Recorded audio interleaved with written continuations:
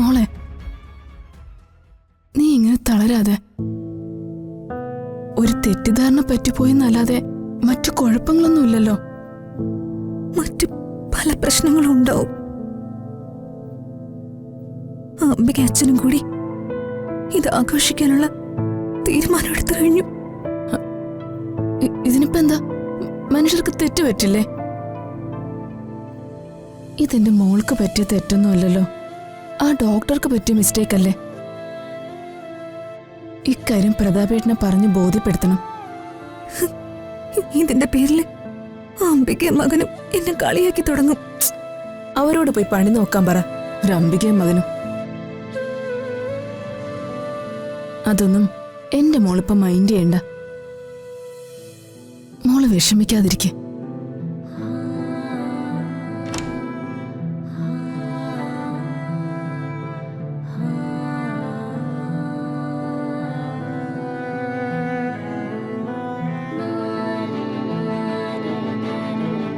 എന്തുപറ്റി?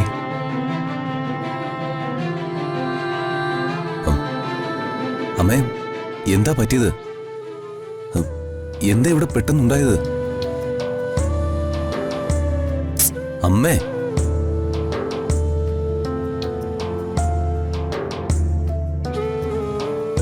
നമ്മള് ഒരിക്കലും വിചാരിക്കാത്ത തരത്തില് ഒരു പ്രശ്നം ഉണ്ടായി മോനെ. എന്ത് പ്രശ്നം? ടെസ്റ്റിൻ്റെ റിസൾട്ട് ഒന്ന് മാറിപ്പോയി. സോറി, ശരിക്കും റിസൾട്ട് പോസിറ്റീവായത് മറ്റൊരു കുട്ടിക്കാ. നീ ഗർഭിണിയല്ല ഋതിക.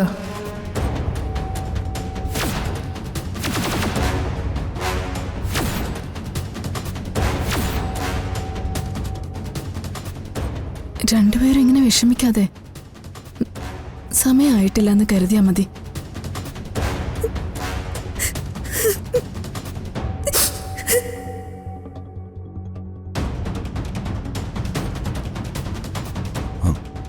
ഞാനിത് മറക്കാൻ ശ്രമിക്കാമേ.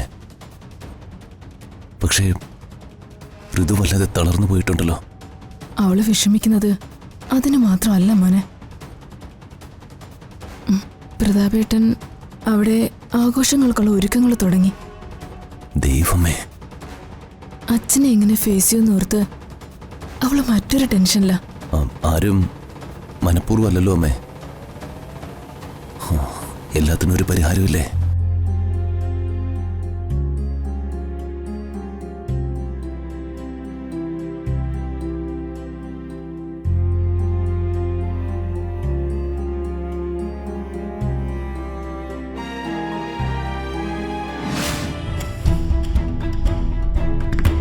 വേണ്ട മോളെ, സെന്റിമെന്റ്സ് ഒന്നും വേണ്ട. നിന്നെ ഞാനും ശിവകാമിയും കൂടെ വളർത്തിയിരിക്കുന്നത് കരയാൻ വേണ്ടിയല്ല, ഉശിരോടെ ചങ്കുറപ്പോടെ ആരുടെ മുന്നിലും പതറാതെ ആരെയും വെല്ലുവിളിച്ച് ജീവിക്കാനാ. മോളെ, അച്ഛൻ ഈ അഴിക്കുള്ളിൽ കിടക്കുന്നത് കണ്ട് എന്റെ മോൾ ഇമോഷണൽ ആവണ്ട. ഈ അഴിക്കുള്ളിലാണെങ്കിലും നിന്റെ അച്ഛൻ ഒരു സിംഹവാ.